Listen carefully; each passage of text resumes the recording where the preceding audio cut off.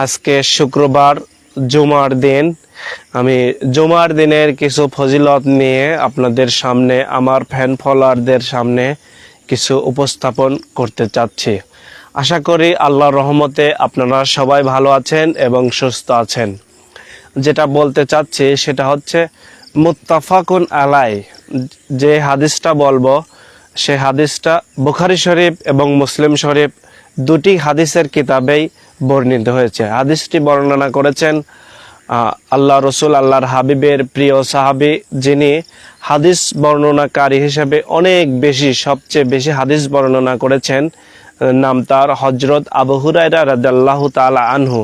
তিনি একটি হাদিস বর্ণনা করেন যে জুমার দিন, আজকে যেহেতু শুক্রবার, এই শুক্রবার উপলক্ষেই আমার হাদিসটা বলা। জুমার দিন যে সর্বপ্রথম মুয়াজ্জিনের আজান শুনে মসজিদে যায়, আল্লাহ পাক তাকে উট কোরবানি দেওয়ার সওয়াব দেয়। দ্বিতীয় প্রহরে যে যায় তাকে একটি গরু কোরবানি দেওয়ার সওয়াব দেয়। তৃতীয় প্রহরে যে যায় তাকে একটি শিংওয়ালা ভেড়া কোরবানি দেওয়ার সওয়াব দেন। চতুর্থ প্রহরে যে যায় তাকে আল্লাহ পাক একটি মুরগি কোরবানি দেওয়ার সওয়াব দেন।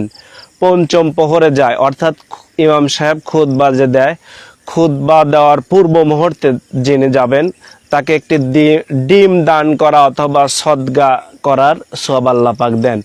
আমরা যেহেতু মুসলমান, আমরা 5 ওয়াক্ত নামাজ না পড়লেও সাপ্তাহিক জুমাটা নামাজ পড়ি। হাজার হাজার টাকা দিয়ে আপনারা কোরবানি করেছেন, এটা কবুল হয়ে দিন। সর্বপ্রথম যান, আল্লাহ পাক উট কোরবানি দেবে, করার সওয়াব দেবেন। দ্বিতীয়ত গেলে গরু, এইভাবে গরু, ছাগল, ভেড়া, মুরগি, ডিম ইত্যাদি ইত্যাদি আল্লাহ পাক জুমার দিনে, আল্লাহ পাক বলেছেন জুমার দিনে আমি এইগুলা দেব। অতএব আমার কথা যারা শুনছেন, যদি ভালো লেগে থাকে অবশ্যই লাইক, কমেন্ট এবং শেয়ার করবেন যাতে অন্য কেউ শুনতে পারে। আমি এখানেই শেষ করছি। সবার সুস্থতা কামনা করছি। সবাই ভালো থাকবেন, সুস্থ থাকবেন। আসসালামু আলাইকুম ওয়া রাহমাতুল্লাহ।